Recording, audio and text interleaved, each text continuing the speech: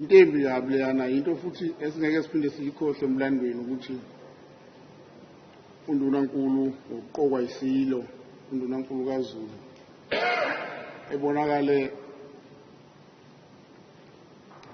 ehliswa isithunzi ngalolu yahlobo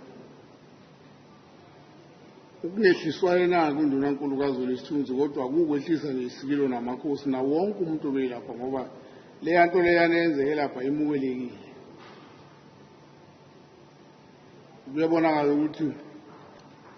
usemkhulu umsebenzi okufanele siwenze njengabadidiyeli bempi yesilo ngoba ngiyafisa ukuthi siqinisane idolo ukuthi noma ngabe osopolitiki bakuyiphi level